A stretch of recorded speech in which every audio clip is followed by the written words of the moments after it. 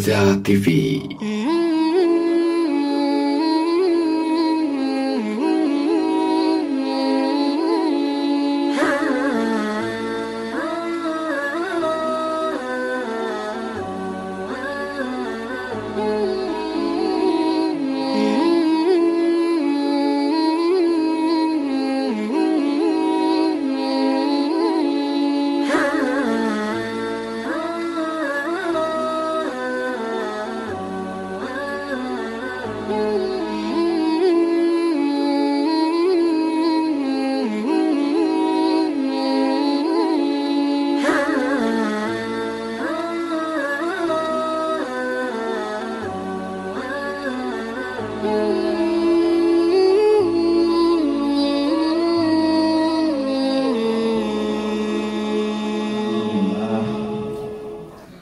Bersyukur kita kepada Allah Subhanahu wa Ta'ala, karena Allah lah kita ada di dunia ini, dan kepada Allah lah kita nanti akan kembali. Bersyukur kita kepada Allah Subhanahu wa Ta'ala, karena Allah Subhanahu wa Ta'ala tidak pernah lelah, letih apalagi lupa untuk selalu mencurahkan nikmat karunia-Nya kepada kita semua. Taruhlah nikmat Allah Subhanahu wa Ta'ala, coba kita hitung. Walaupun seluruh lautan, danau, sungai kita jadikan tintanya, batang dan ranting kita jadikan penanya, daun-daun di muka bumi ini kita jadikan kertasnya. Kemudian kita tuliskan nikmat karunia Allah Subhanahu wa Ta'ala itu. Maka wallahi hadirin, demi Allah, semuanya akan habis dan binasa. Tapi nikmat Allah, karunia Allah tidak akan pernah kunjung habis kita tuliskan. Salawat dan salam kita sampaikan kepada junjungan kita baginda Nabi Muhammad SAW beserta keluarga, para sahabat dan orang-orang istiqomah di jalannya, yang telah mengorbankan segalanya, hartanya, dirinya, waktunya, bukan untuk menjadi orang yang paling terkenal di muka bumi ini, bukan untuk menjadi orang yang paling kaya di muka bumi ini, juga bukan untuk menjadi orang yang paling berkuasa di muka bumi ini, tetapi seluruh perjuangan pengorbanannya hadirin untuk sampainya agama kepada kita, sampainya agama kepada manusia yang terakhir kali Allah ciptakan sebelum dunia dikiamatkan Allah Subhanahu wa Ta'ala. Bapak Ibu hadirin sekalian, saya ini tidak pantas bicara di depan ulama, depan ustadz, guru-guru kami ini, karena ilmu tidak punya, dosanya banyak. Tapi karena sudah diputus musyawarah dan juga untuk pamitan, maka insya Allah jadi saya dan istri, alhamdulillah di sini sudah diterima dengan sangat baik di desa Pasirwangi, masya Allah. Jadi kami sangat bahagia dan senang bisa Allah hantarkan di sini, berjumpa dengan kekasih-kekasih Allah, hamba-hamba Allah yang terbaik. Nampak dari sini wajah-wajah yang bercahaya. Insya Allah ini tanda-tanda wajah-wajah calon-calon penghuni surga. Ini adalah pengalaman yang luar biasa. Pertama kenal dakwah ini ketika ada orang yang ketok-ketok pintu rumah. Ketika itu kami menjadi wakil ketua DPRD Provinsi Bengkulu. Orang pakai sorban, pakai jenggot, pakai gamis, ketok-ketok pintu. Kemudian saya keluar, saya lihat sorbannya, saya lihat jenggotnya, gamisnya, pusing kepala saya. Wah, ini kena ceramah lagi. Tapi subhanallah, kalimatnya itu belum pernah saya dengar. Ketika mereka menyampaikan salam, saya jawab salam dengan terpaksa. Kemudian mereka katakan, Pak, Masya Allah Pak, kami senang ketemu Bapak. Bapak ini saudara kami. Loh, saya bilang saudara dari mana? Kamu dari mana kok ngaku saudara? Jadi jawaban-jawaban yang tidak semestinya. Kenapa? Karena melihat sorban, melihat jenggot, melihat gamis. Kemudian mereka katakan, Pak, kita ini bersaudara bukan karena satu kampung, bukan karena satu negara. Kita bersaudara karena Allah, karena satu kalimat, La ilaha illallah. Inilah yang mempersaudarakan kita. Inilah yang membuat kami mau melangkahkan kaki, mengorbankan harta benda kami, meninggalkan istri kami yang kami cintai, anak yang kami sayangi, pekerjaan sejenak kami tinggalkan, rumah kampung kami tinggalkan untuk mencintai Bapak. Karena Bapak adalah saudara kami, yang mempersaudarakan kita Allah, Pak. Ini kalimat-kalimat tidak bisa kemudian ditolak oleh hati. Dan kemudian saya katakan, sudah Pak Ustadz, ada apa, cepat aja nih, saya sibuk. Padahal saya nggak sibuk. Akhirnya sudah Pak, kalau memang Bapak sibuk silahkan dulu ke kantor, nggak apa-apa. Kami cuma ingin sampaikan, kami di masjid Bapak ini, kami senang kalau Bapak nanti bisa temenin kami. Karena kami ini nggak tahu di mana rumah tokoh agama, yang mana tokoh adat, yang mana pemerintahan, yang mana yang belum ahli masjid. Kami ini Pak cuma nampak tilas saja. Dahulu kalau Rasulullah pernah melakukan kerja seperti ini dan sahabat berhijrah dari satu tempat ke tempat lain. Dan Rasulullah ketika berhijrah ke Yastrib, masjid yang diusahakannya dimakmurkan. Kami pun melakukan yang sama. Akhirnya saya pamit, saya pergi. Tapi di perjalanan saya pikir, ini salah apa ini orang-orang ini? Bukannya disuruh masuk, disediain minum, dikasih makan. Kok di depan pintu Pak kan? Ini gara-gara ngeliat sorban, ngeliat jenggot, ngeliat gamis. Memang sorban apa salahnya? Emang gamis ini apa salahnya? Apa salah jenggot? Akhirnya saya datang lagi dari kantor. Saya temui di masjid, perasaan bersalah, saya katakan, Pak Ustadz mohon maaf nih, saya tadi itu salah tadi nerimanya, mohon maaf. Gak apa-apa Pak, kami biasa Pak, dibantingin pintu juga biasa. Bahkan Nabi Pak dilempari batu Pak. Tambah gak enak, tambah malu. Akhirnya karena perasaan bersalah kita tawarkan uang, kita tawarkan makanan. Dia bilang tidak Pak, kami uang sudah bawa, nabung-nabung, udah ada Pak. Makanan juga kami masak Pak, alhamdulillah. Dan tidak lama kemudian makanan pun dihidangkan di hadapan saya. Minum, makan. Akhirnya Bapak ibu sekalian ditaskil, kalau bisa Bapak temenin kami nih di masjid. Kami ini nggak tahu nih tetangga masjid. Insya Allah. Akhirnya 3 hari. Sebelum ikut 3 hari itu Bapak ibu sekalian, saya punya keyakinan dengan rumah besar kita bahagia, dengan uang banyak kita bahagia, dengan jabatan tinggi kita bahagia. Tapi setelah 3 hari ini, Masya Allah, semuanya berubah. Selama 3 hari itu, Masya Allah, di dalam masjid itu hidup program. Tujuannya bagaimana kehidupan Nabi menjadi kehidupan kita. Malam Nabi menjadi malam kita. Sholat Nabi menjadi sholat kita. Bersilaturahim Nabi, silaturahim kita. Jadi 24 jam itu bagaimana mencontoh kehidupan Nabi, sahabat menjadi kehidupan kita. Saya bilang ini bukan teroris. Kemudian ketika makan pakai nampan, waduh, saya nggak pernah makan begitu. Tapi karena merasa bersalah, ayolah ikutin makan. Subhanallah, hadirin sekalian, ini makanan yang enak-enak didorong ke saya. Daging-daging didorong ke saya. Saya makan, orang pejabat. Ini kan memang begitu, pejabat harus dikasih yang enak. Udah makan aja. Tetapi ketika saya makan, bertanya dalam hati saya, kenapa kok orang ini ngasih makanan enak ke saya? Akhirnya pertanyaan ini tersimpan. Ketika tengah malam, waktunya istirahat, saya belum pernah istirahat di masjid begitu. Saya perhatikan aja apa yang dibuat mereka, itu yang saya buat. Saya lihat mereka ini berwudu, sholat. Aduh, saya bilang kok mau tidur aja ribet bener. Orang tidur ya tidur aja ini, tidur wudu dulu, Pak. Sholat dulu, baca Quran dulu.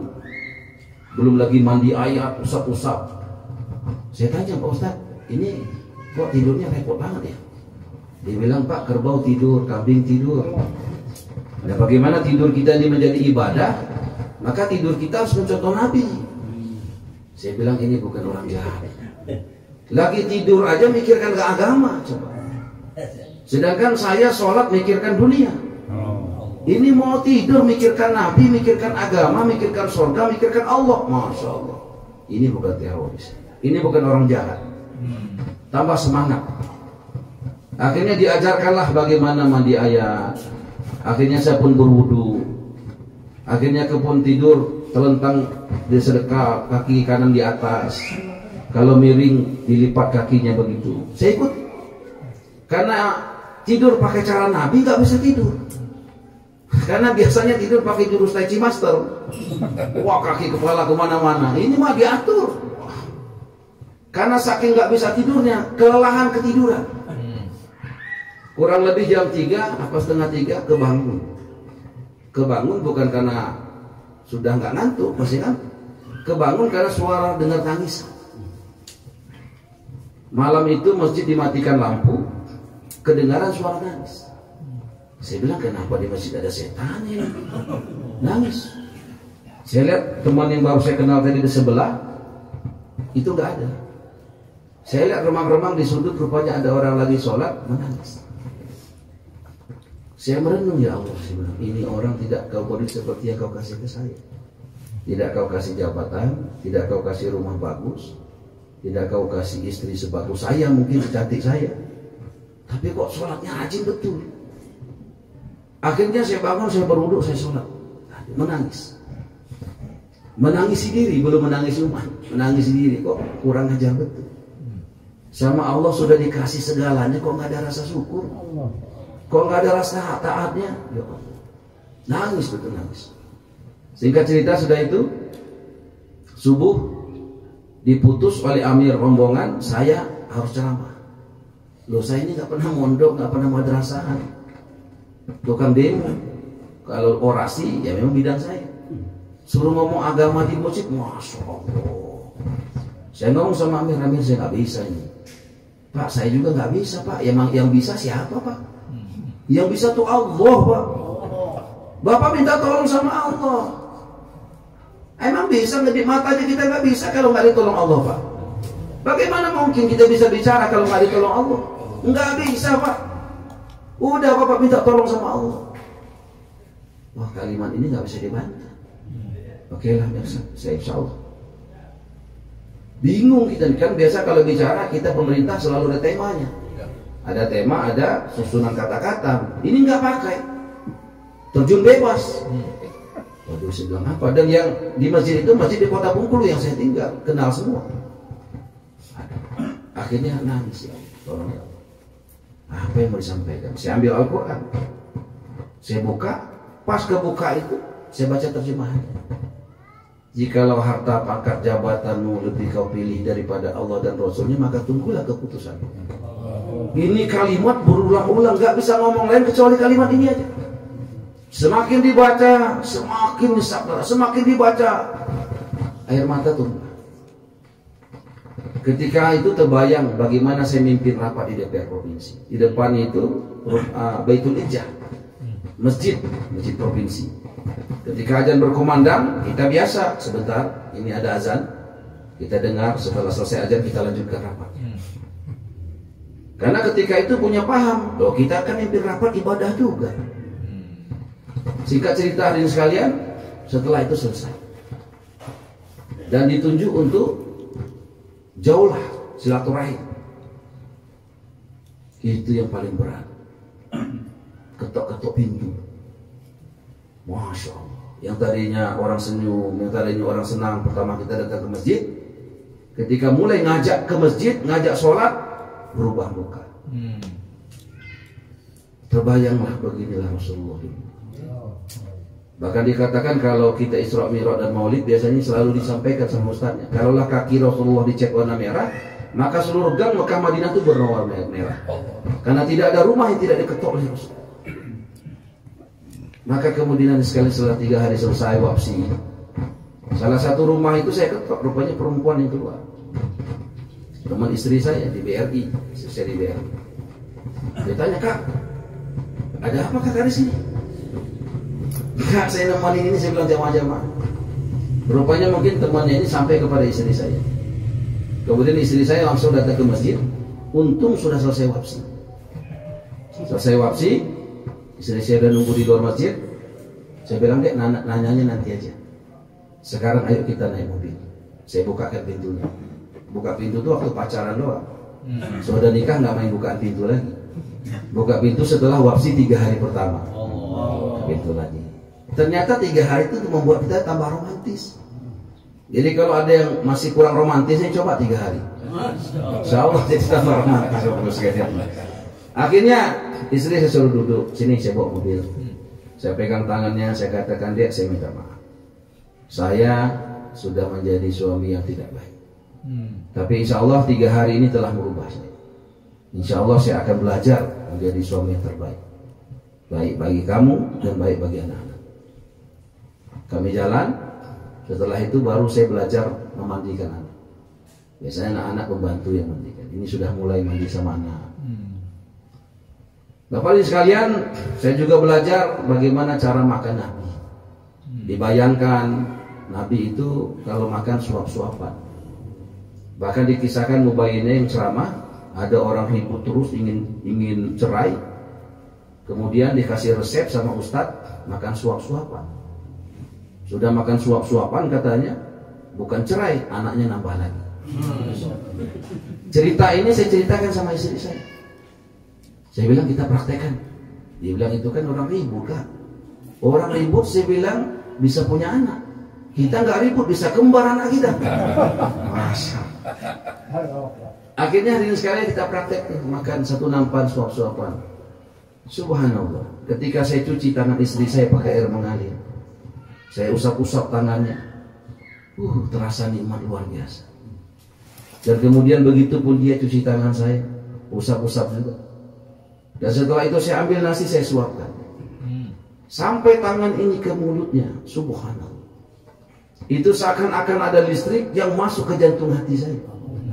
Kalau dulu pernah ada film terkenal, film India, judulnya Kuch Kuch Kutai. Ada getaran-getaran dalam hati. Itu yang saya rasakan. Saya lihat wajah istri saya, subhanallah. Inilah mungkin Rasulullah dulu katakan, ya Khumairah, wahai pipi yang kemerah-merahan. Malu, senang. Kalau bahasa Jawa mungkin semberiwing ya. Apa? Senang gitu. Setelah itu istri saya tanya, terus apa nih Kak? Sekarang kamu suapin saya. Diambil nasi, subhanallah. Belum sampai tangannya jantung saya mau copot. Bahagia luar biasa. Dan akhirnya anak kami keluar. Hanif, Ma, ini apa-apaan Pak? Makan cara Nabi nak. Waduh, Hanif mau juga dulu, gimana caranya nih? Nih, tangan Hanif cuci dulu. Sekarang Hanif suapin mama coba. Subhanallah Pak, bahagianya luar biasa. Lebih bahagia itu daripada dilantik jadi wali kota. Jadi betul kebahagiaan itu hanya dalam amalan agama saja.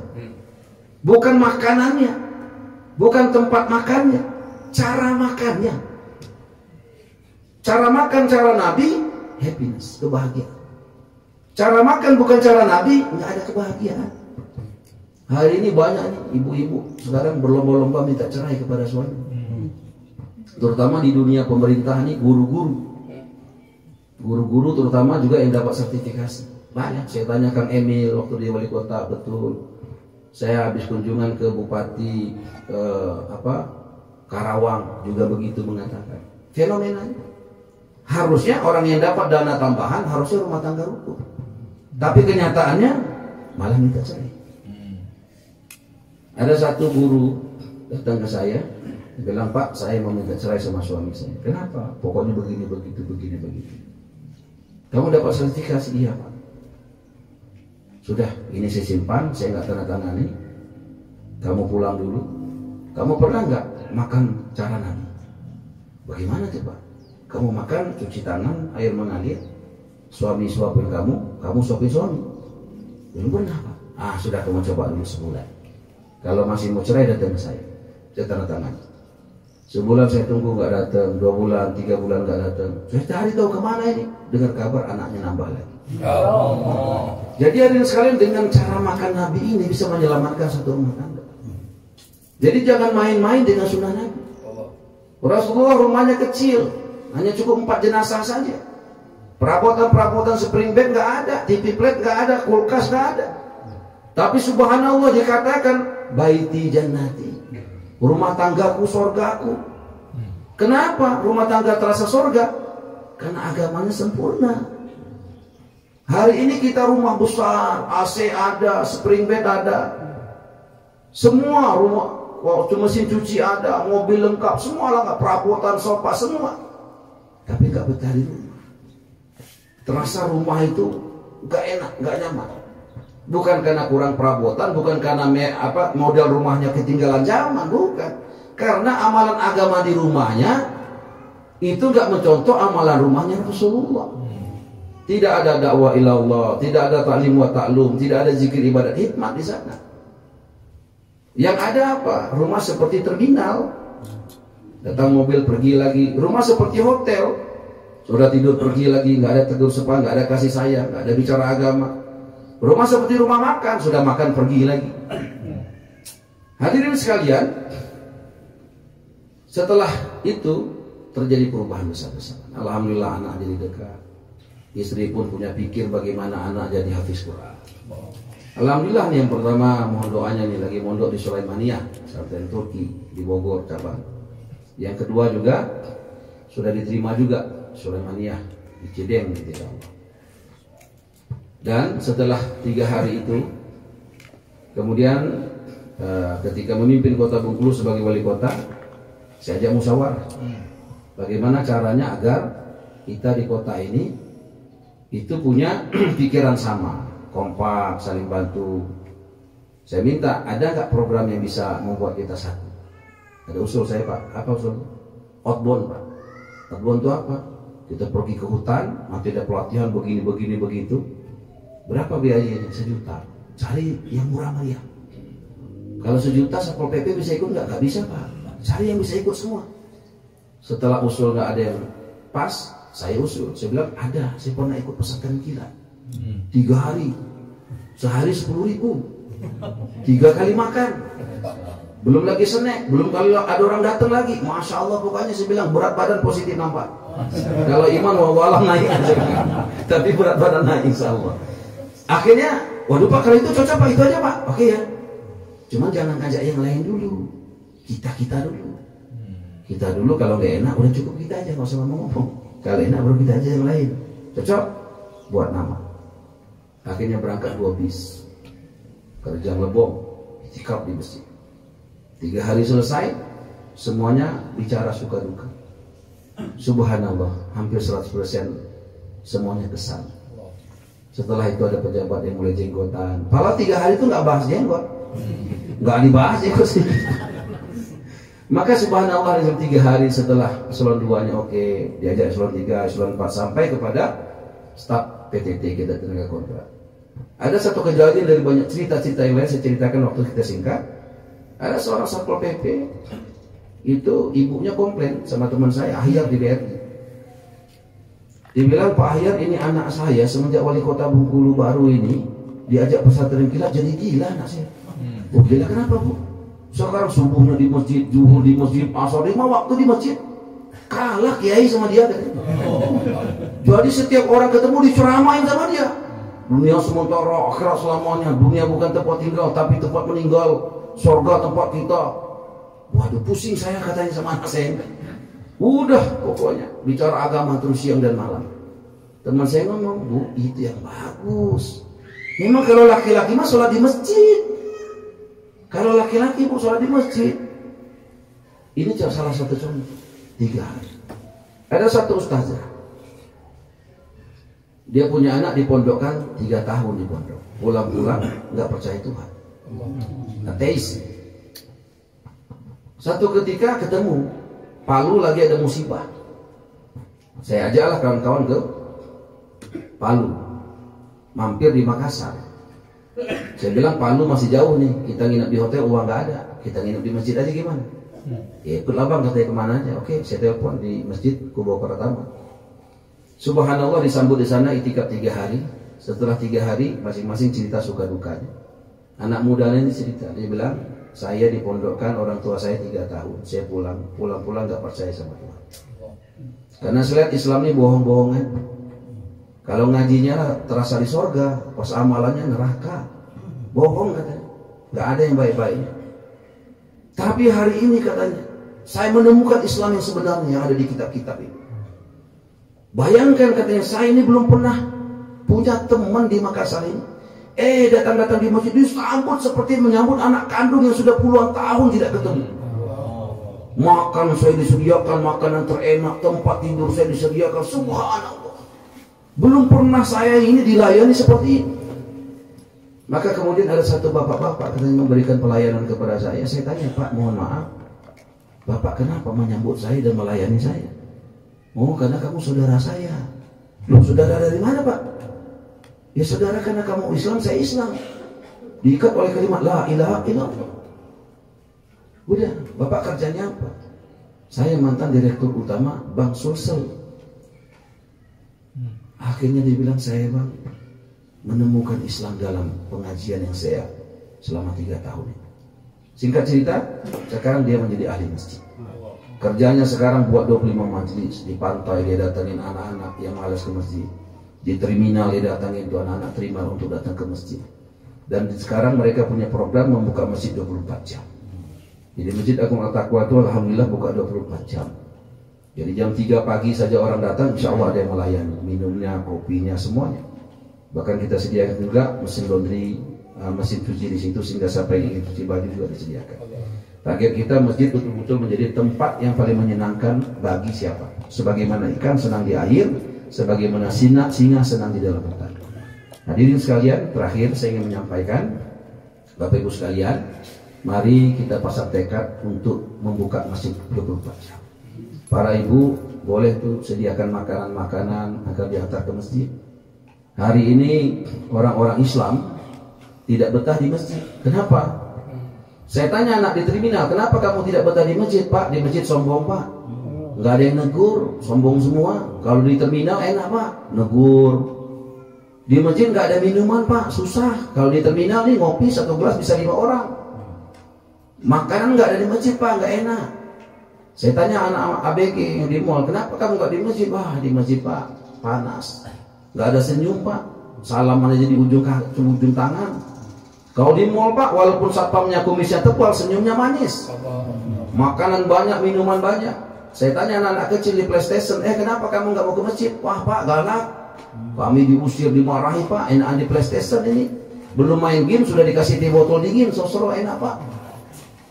Maka setelah itu kita musyawarah di masjid, alhamdulillah ya.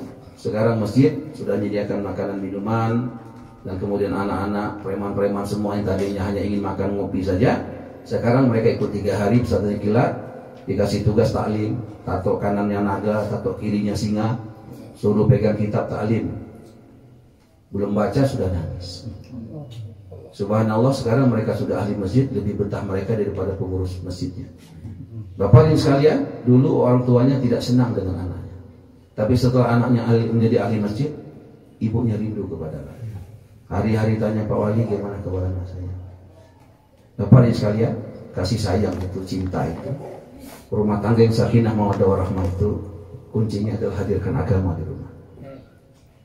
Terakhir sebagai cerita, saya tidak ceramah ini, di depan saya ulama semua, keluarga Zari aja. Satu sholat maghrib berjamaah, anak saya Hazel, waktu itu kelas 1 SD IT terbaik di Bengkulu, Hanif TK IT terbaik Bengkulu. Hazel ini kelas 1 SD sudah hafal juz 30. Bangga saya jaga hafal. Sholat maghrib berjamaah, rakaat pertama aman, rakaat kedua mulai masalah.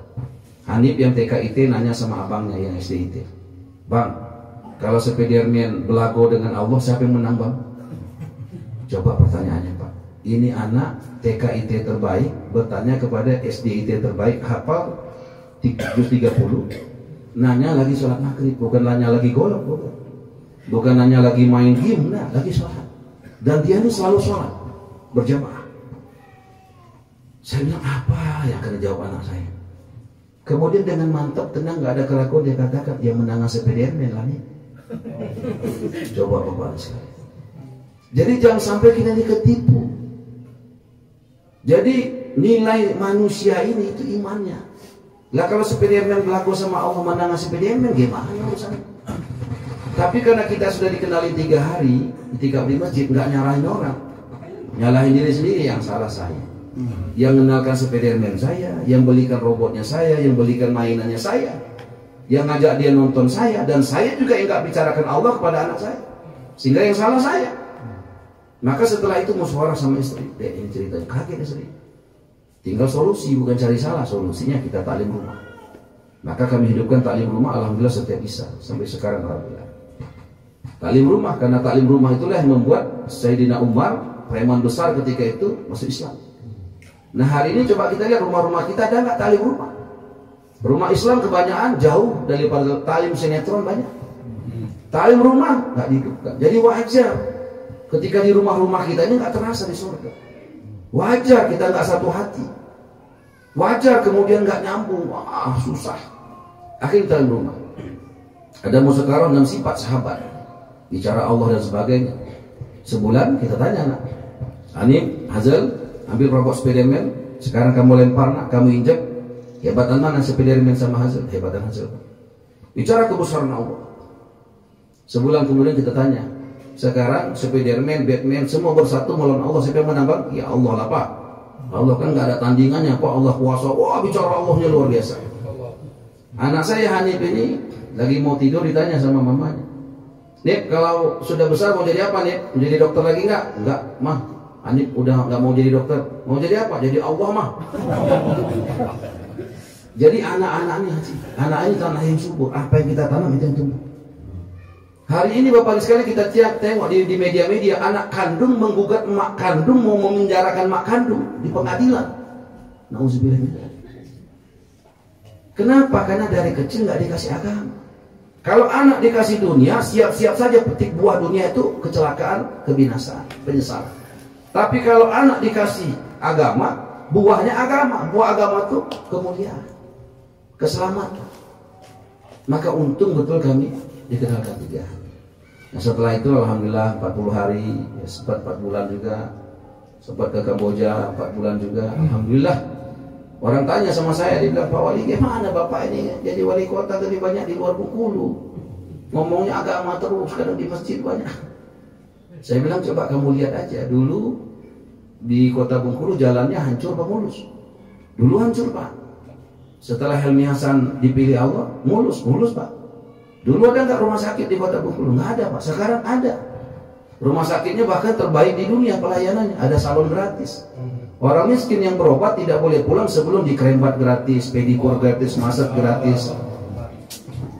Satu hari saya datang, saya cek, ada ibu-ibu, tangannya masih diinfusan kirinya, rambut penuh sampo, wajah putih-putih, mata ditaruh timun, tangan-tangan putih, kuku kaki lagi sibuk di dokter, perawat membersih-bersihkan kuku kaki. Saya tanya, Bu, gimana rasanya? Dia bilang, Pak, saya bahagia Pak. Anak kandung saya saja belum pernah nyampur rambut saya. Anak kandung saya saja Pak belum pernah membersihkan kuku kaki saya Pak. Hadirin sekalian, sentuhan sedikit itu sudah bisa membawa kebahagiaan.